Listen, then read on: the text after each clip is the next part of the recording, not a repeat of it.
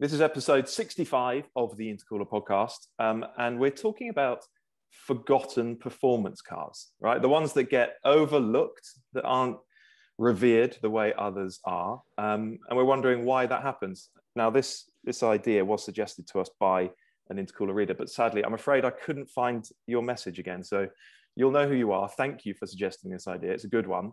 And if anybody else has any ideas up their sleeves, let us know. And if we like them, we'll do them.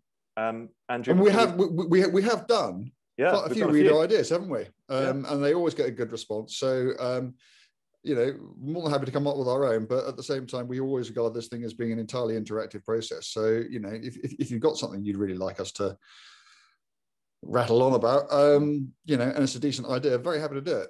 Yeah, quite right. Okay, but before we get stuck in, quick TI app update. I just want to talk about the variety of the stuff that we've posted on the app over the past few days. Chipageddon by Andrew English was a bit of a monster piece by our standards, wasn't it? 2,000 words or something. All about the computer chip shortage that's really having an enormous, a very harmful, very damaging effect on the car industry now. And Andrew looks at why that's come about and also why it's affecting some car makers more than others. And it's, do you know what? If I tried to write that piece, it would take me a month to do all the research, get my head around it all, and then, and communicate it in the way that he does. But it's as though it's second nature to Andrew English. Yeah, and the brilliant thing about it, because if you haven't seen it, it'll sound to you like a really dry industry story. But if you're a person of a certain age, if I tell you that one of the first things he invokes is the Clangers, who were a bunch of basically sock puppets in a cartoon series that existed in the early 1970s, and how you could look at a particular episode of the Clangers and in it see all the problems that affect the modern car industry today. You will understand that Andrew's unique ability to make these issues understandable and interesting and entertaining and everything else. So it is anything but just another dry industry story. Yeah, and it's important. It is important, actually. Yeah, I mean, it's really rattled a lot of car makers, so they're really worrying about it, and that's why we report on it. Okay, so some good stuff as well from our other writers. Karen Chandok on meeting his motorsport heroes, the great response to that piece. And I think people like reading this new series of ours, Our Cars, just maybe a little insight into who we are and the stuff that we drive. Well, maybe not every day, but perhaps at weekends. Henry Catchpole, for instance, has written about his Mark II Escort rally car. Not that he's driven it much recently. Not that he's driven it much recently, but he explains why, despite that fact, he can't bring himself to sell the thing. And today, as we're recording this, we've started a new series from Mel Nichols, which is called I Was There. And it's a series that perhaps only Mel could write.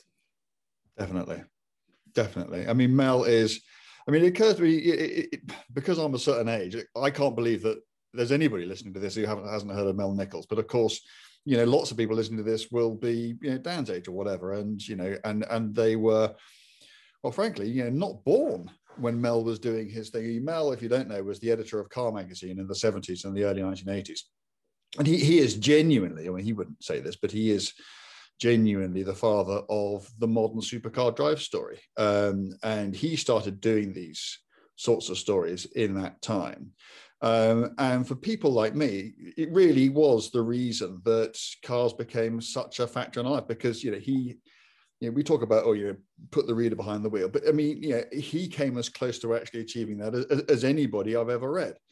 And he still does. And, if you go and read his latest piece, which is just about driving a Porsche 911 across Wales, which is something that, frankly, anybody who does what we do for a living has probably gone and done. But the way he does it, the way he involves you in the action, and yet at the same time, packs in so much information about the car.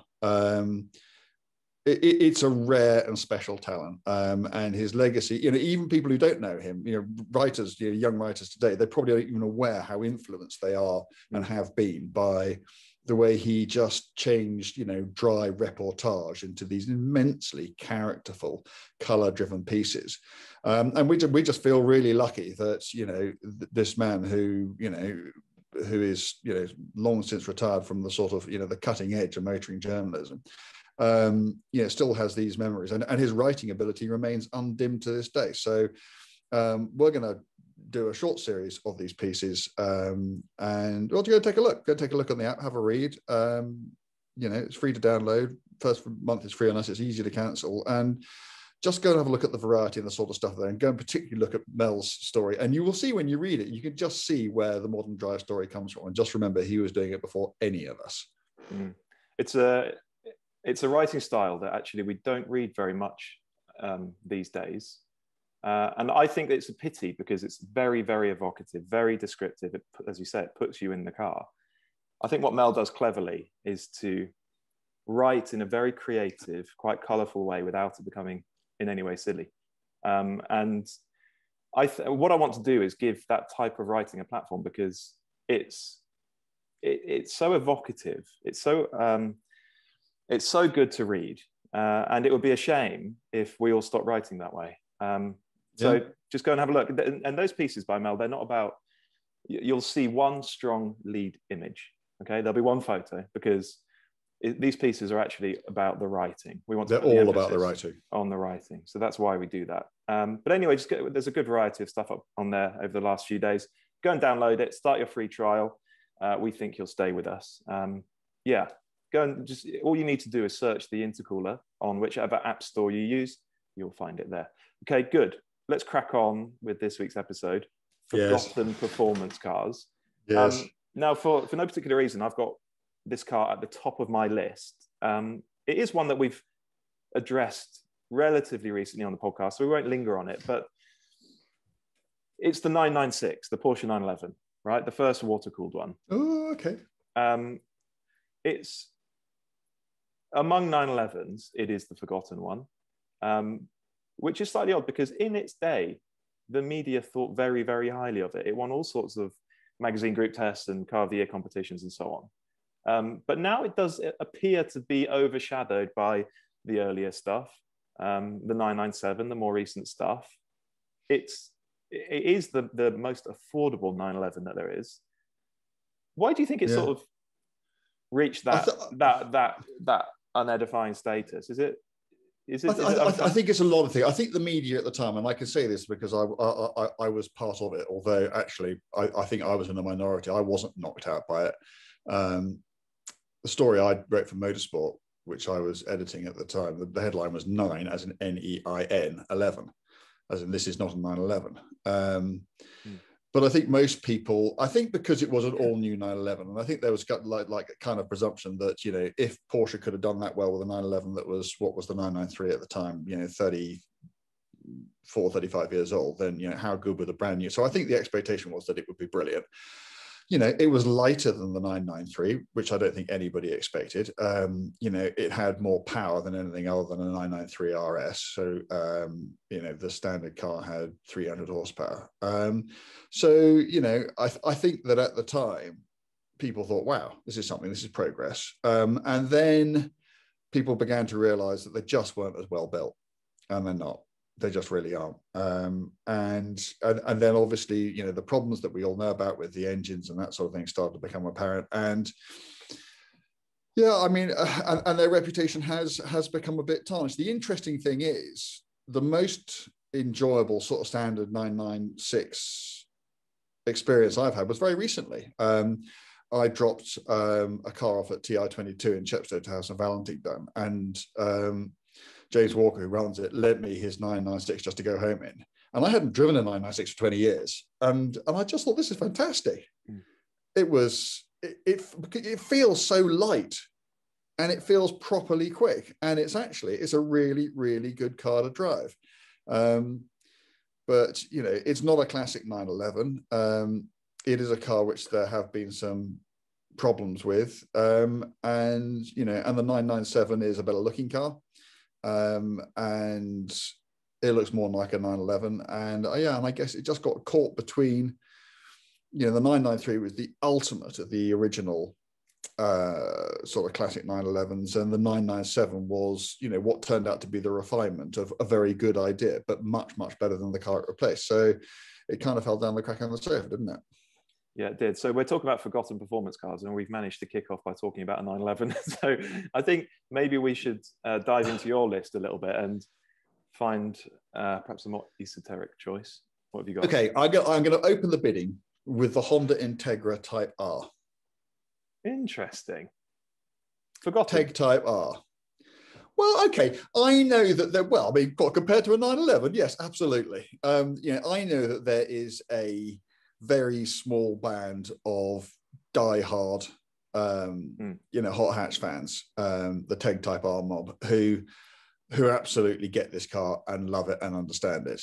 But I don't think out there in the big wide world amongst sort of more general car enthusiasts, I think there'll be plenty of people who don't even know what a Honda Integra Type R is, let alone that it was, in my view, the best handling front wheel drive car that has ever been produced. Not only that, but also one with that incredible screaming VTEC engine in it.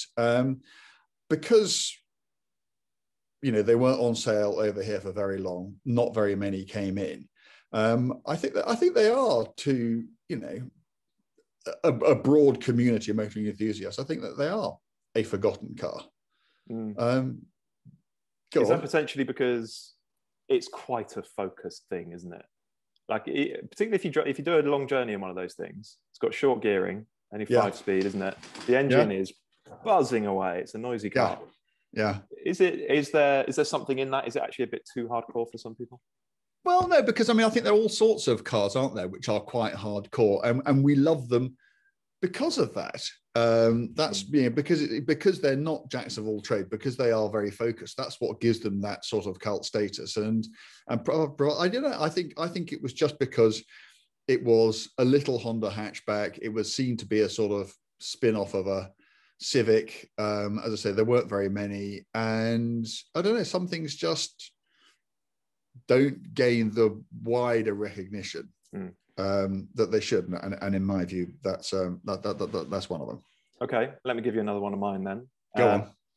The Lotus Europa S. Hang on, which one? So you're talking about the modern, the new one, or the old one? 2006 to 2010. Oh, okay, so the new one, yes. And it became the SE in 2008. So the basic premise of this car, it was an Elise underneath, but it was designed. Does it count if it deserves to be forgotten? Hold that thought. The Europa S was an Elise underneath, designed to be more usable, bigger boot, more sound deadening, easier access to the cabin, a higher roof line. In other regards. The Europa, it's creature comforts like air conditioning, a sound system, leather interior, carpeting. Still less than a ton, just 995 kilograms. An Elise designed to be less like an Elise. An Elise with all the things that make an Elise really good removed. Stop it. 2-litre turbo engine, 200 horsepower. And this line, the Europa S was not a sales success, which kind of underpins the point you're making. And so they updated it halfway through its life with the SE with a bit more power. I've already forgotten all this. Yeah, well, that's why I'm running through it. According to Wikipedia, at least, so please don't shoot the messenger, 456 were built, plus 48 Europa SEs, which is why when you do see one on the road, you go, oh my God, it's a Lotus Europa. I don't think I've ever seen one on the road. Well, yeah, there you go. So I just want to read, this is all paraphrased, but the correspondent for the Sunday Times at the time, it's probably me. Andrew Frankel. Is it me? Yes, it is. So they don't quote you here, but it says, I'll just read you the passage. The Sunday Times noted that while introducing a lower revving engine creates a more comfortable level of sound, the performance is noticeably different from the higher revving Toyota engines, and with a heavier body shell, the performance isn't in line with the Elise or Exige. I think actually that's polite if that's come from the piece you've written. What did you actually say about it at the time? I can't barely remember the car, but I'll tell you what, whatever it was, I didn't write that because not even I can write that badly. Okay, good point. I can't remember what I wrote about it. I can remember it. What do I remember? I just remember thinking, what's the point? Was it? I mean, I say what's the point? I mean, I do understand what they were trying to do. They were trying to broaden the appeal of the car, and I do get that because an Elise, is a certain sort of car, and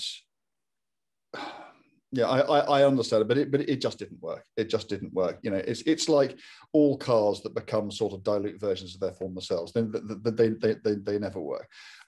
Interestingly, and I don't think this falls into the category of being, although it was all those things, I think it's still a really good car. Another one on my list, directly related to this, is the VX220.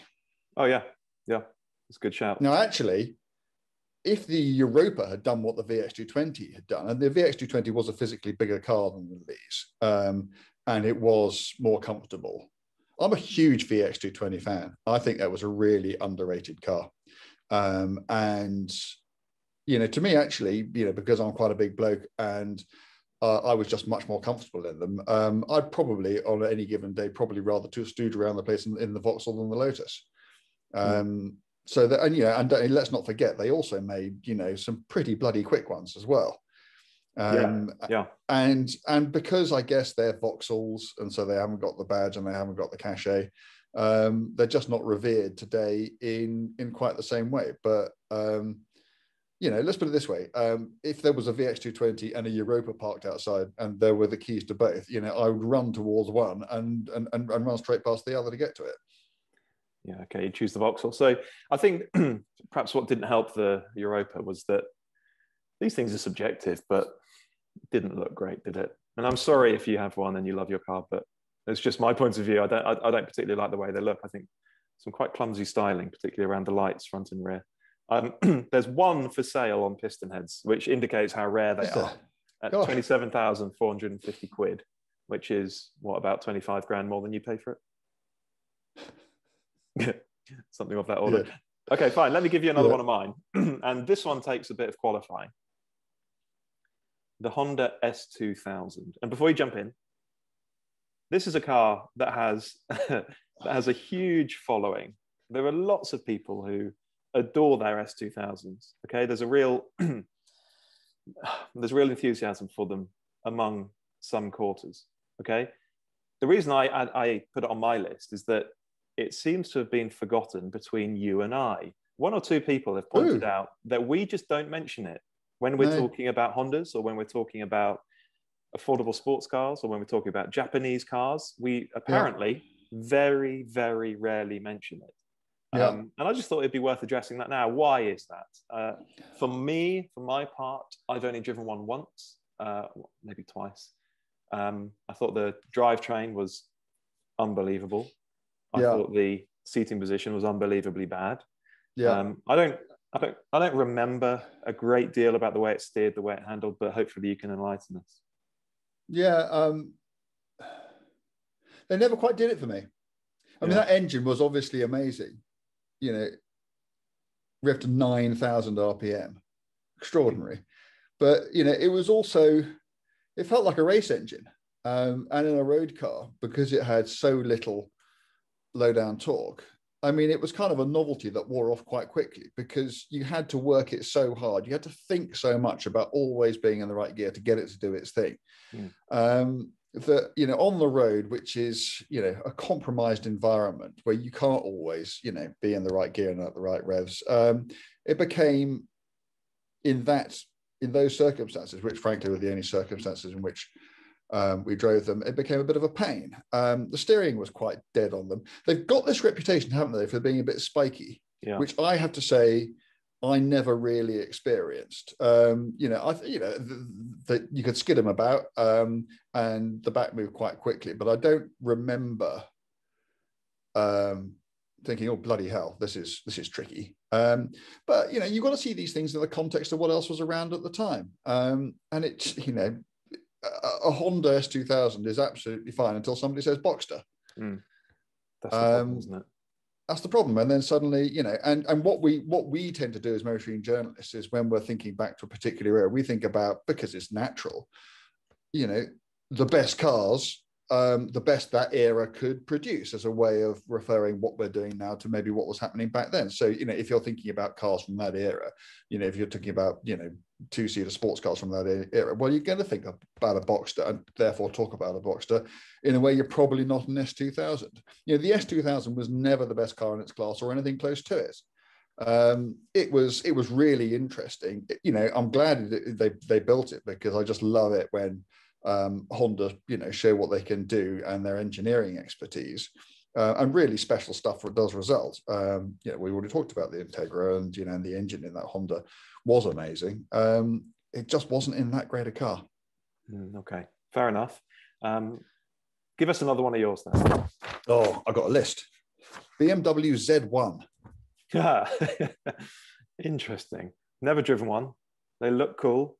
They've got those funny doors that drop into the sills. Great car. Yeah. Really? Great car. Lovely car. I mean, beautiful handling car. I really love the look. I love the doors. The only problem with it was it didn't quite have enough steam. But Alpina did one with a 2.7 in it, with quite a tweaked up 2.7. And it was just brilliant. It was a superb car. And if I'm honest with you, I'm going to have to think about this. But yes, no, it is. I mean, of all the Z cars I've driven, it's the one I've enjoyed the most. Interesting. And you felt really special in it, because it looked so dramatic, and those doors were really cool. And it's completely forgotten now, isn't it? I mean, nobody talks about Z1s. But, you know, God knows if there's even an Alpina Z1 in the country. But I reckon if you drove one, you'd be really surprised by how good it was. On the subject of BMW Z cars, what about the Z8? I've never driven one again. It's got the M5, D39 M5 engine, hasn't it? Manual box. Kind of retro Americana styling. I always thought they looked great. What were they? Were they good to drive? They got a real kicking when they came out. Certainly from us lot, because I think we misunderstood what kind of car it was. I think we thought it was going to be a real proper sports car. We thought it was going to be something that's going to, you know, duff up 911s and Ferraris and that sort. And it just wasn't that at all. It was a cruiser, touring car. You know, big lazy V8. You know, arm on the top of the door. Sit back and just waft. Lovely noise, lots of performance. Bit soft, bit of a pudding. And again, I drove one, I say recently, probably 3 or 4 years ago. BMW in the UK have one, and I was just having lunch with someone from it, and they turned up in it. And so I was able to just sort of go around the block in it. And, you know, and these things, because when you get in a car all those years later, and you're no longer being the sort of, you know, gimlet-eyed road tester, you're just appreciating it for what it is. And you're not thinking about, oh, what's this car's competitor set? What does it cost? What's its performance like? You're just getting in a car and driving it. It was lovely. It was great to waft around in. It felt properly, I mean, surprisingly rapid. I felt good about being in it. And that was the car's job, wasn't it? Its job was to make its occupants feel good about being in it. And I did. So, you know, in a way I never understood when it was new. It did do that job. Okay, another one of mine. And I say this is on my list because the Mazda MX-5 is a stone cold future classic. If it's not a classic already, it's adored, it's revered, it's spoken about a lot, not least by us. But what about the MGF and the MGTF? Okay, that face. I was trying to work out where you were going then. I thought you were going to say, you know, the last MR2 or Fiat Barchetta or something. Okay, yeah. MGF. So I shouldn't sneer. The TF was the TF was too little, too late. And the end, I tell you the reason. What saddens me about the MGF is you could see how good it could have been. Right. It was a good-looking car, and you know, a mid-engine 2-seat. It really could have been something, but it just never quite hung together. It never gave the MX-5 nearly enough to worry about. It was one of those sort of, you know, nearly but not quite, in fact not even that nearly. It was a kind of what if car. If only it had been more interesting to drive, if only it had handled better than it did, if only the driving position hadn't been so rubbish. You know, if only, if only, if only. And the problem was, if the MX-5 hadn't existed, I think we'd be going, wow, that's quite cool, because it looks amazing. And nobody expected, you know, them to do that. And it would have got a much better reception than it did. But excuse me. Yeah, not really. Okay, all right, that's fair enough. Right, before you give me another one of yours, there's one that I want to squeeze in, and I've done a bit of research on this one. Go on. And so before I get stuck in, yesterday evening I recorded a podcast with two of our Intercooler writers, with Colin Goodwin and Joe Fidalgo. And the point of it was talking about cars of the 90s. And one of the things that Joe mentioned, I think she's a similar age to me, is that a lot of her hero cars from that era, she's too young to have driven back in the day, but she drove them on Gran Turismo, okay, on the PlayStation game. And that was enough for these cars to assume a kind of status among our generation. And one of the poster cars of that game series back in the 90s was the Mitsubishi 3000 GT, the GTO in Japan. Okay. What was its American name? I have been reading up about this. I didn't make a note of it. Can you remember?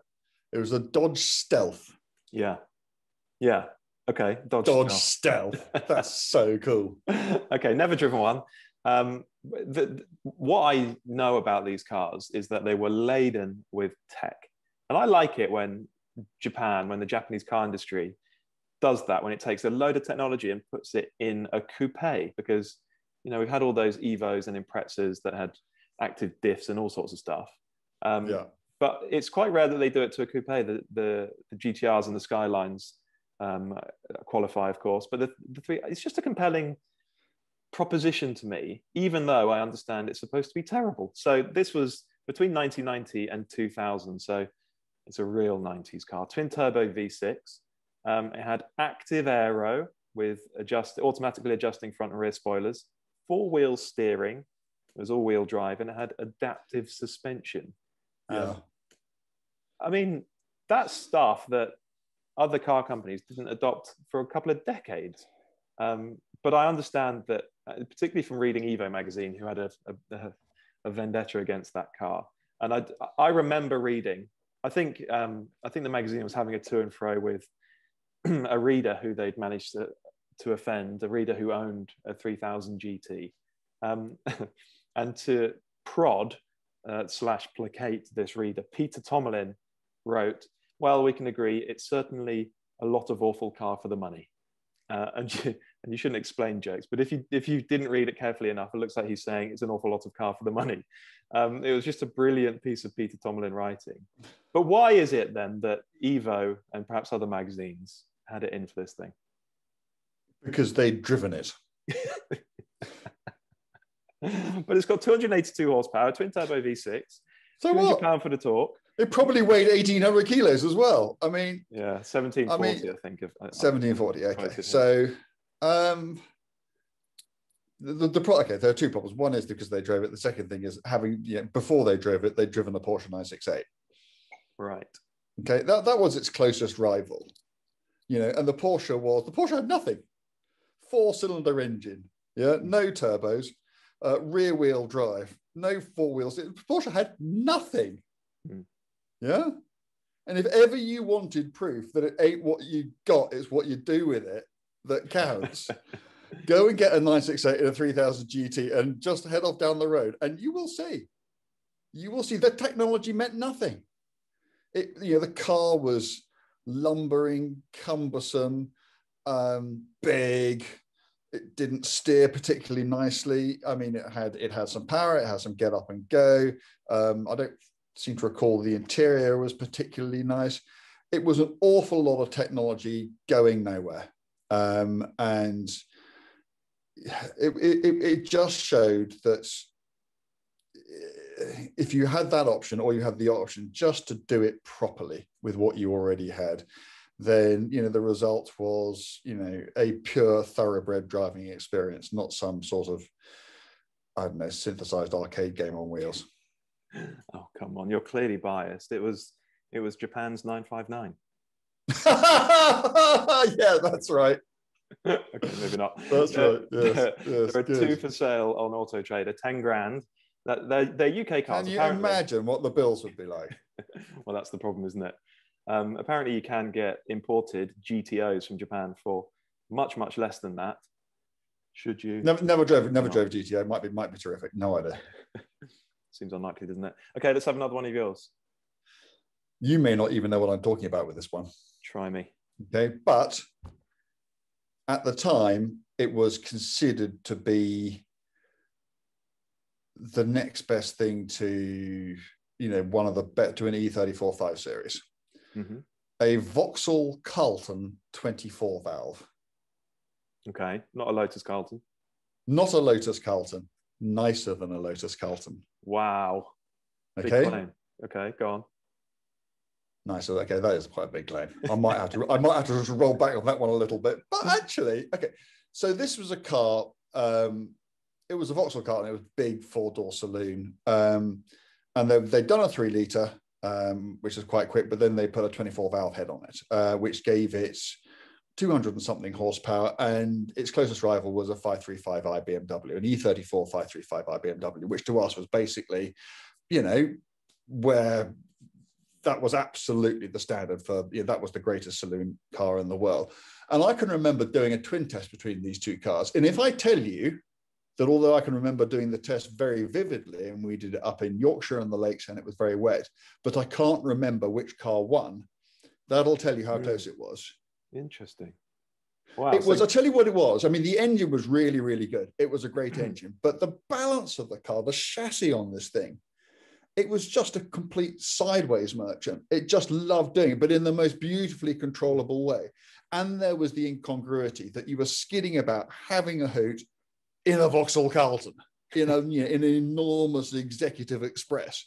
And it also, it was a really good looking car too. Go look it up. It's a really cool looking thing as well. Very understated, not like the overblown, Lotus Carlton. It was understated. It was just a really, really good super saloon that is today completely forgotten, even apparently among people who earn their livings as motoring journalists. So that's a great nomination. So there you go. I wonder if you can find one for sale today. Are they still out there? Maybe not. I bet there is. Okay. What about the Jaguar XK? V8 engine. They look pretty good. Sub 10 grand. You into the car? Yeah, no, I'm very into that. I'm very into those cars. Yeah, I mean, otherwise known as the facelifted XJS. But yeah, I mean, an absolutely cracking. Sorry, the reason I paused was in fact, funny enough, I saw a supercharged one with those bonnet vents in the supermarket car park a couple of days ago, and I was looking at it, I'm thinking, actually, although it looks quite old now, the design still stacks up. It's still a really good looking car. And you know what? It was I can remember with Autocar, Steve Cropley had a long-termer, a really, really early car. So that was a 4-litre, 296 horsepower, I think. Yeah, close to 300. And okay, so I can remember going down to, the editor was Michael Harvey at the time, and he got married in the south of France. And I can remember going to his wedding and leaving work at whatever it was, 5 or 6 o'clock on a Friday evening, getting into Cropley's XK8, going to Dover, getting on a ferry, getting off the ferry, and being in the south of France, having cruised all night at a speed I probably shouldn't own up to on a podcast. And literally, I mean, I went as fast as I felt that car could, at a speed I felt that car could sustain for hours at a time. And I put the cruise control on at that speed. And it was just fantastic. I was in the south of France for a very early breakfast, having just had a night where this car just effortlessly swept me the length of that country. And I just thought it was terrific. The new engine was fantastic. The look of the car was great. Given the and the history of it is really, really interesting, because if you remember when the XJS died, they wanted to replace it with the F-Type, which is an all-new car that got bigger and faster and heavier, and Jaguar canned it. And in the meantime, TWR had gone to them with a reskinned XJS and said, no, you don't need to do that new car. All you need to do is just reskin what you've already got, and here you go. And Jaguar said, no, we don't want that. And so Tom Walkinshaw went, well, we better go and ring up Aston Martin. And that's how the DB7 arrived. That car got turned into the DB7. And then they saw how successful the DB7 had become. And they thought, oh, well, maybe there's something in it after all. And so they did the XK8. So it's got an interesting history. I mean, that engine is still in production. Yeah, it's amazing. The 5-litre supercharged Voxel, that is still, I mean, but there probably isn't a single interchangeable part. I don't know, but that is directly where it's come from. And that car made its debut in, I don't know, 96, 97 or something like that. Yeah. Very fond memories of that car. Okay, let's have one more of yours.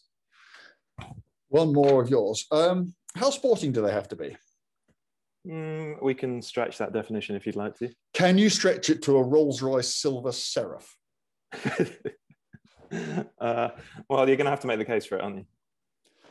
Well, okay. So the Silver Serif was, but I mean, you agree it is forgotten. I think that's fair.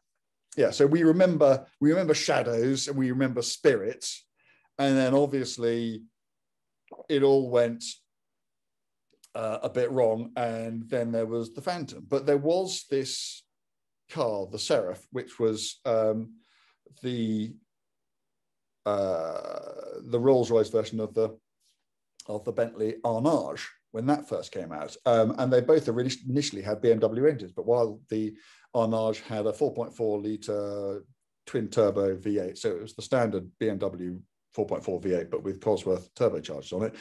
The Serif had the big BMW V12 engine in it. And I only mentioned it really, it wasn't a particularly good car. Actually, it was a bit rubbish. Actually, I think when we did our best car in the world comparison back then, I think it probably came last.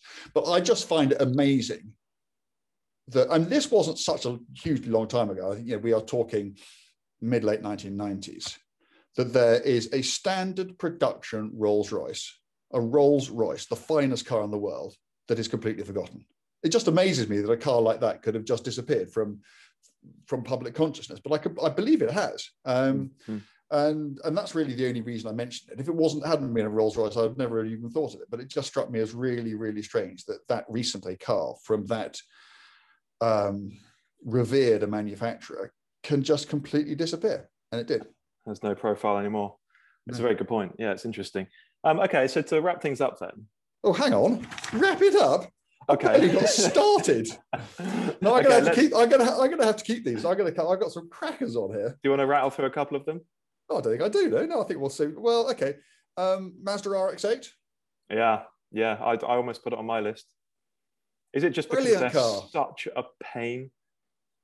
Well, there are some people who reckon that they can sort them out, aren't there? And that they're not. And I've had some really good times in those.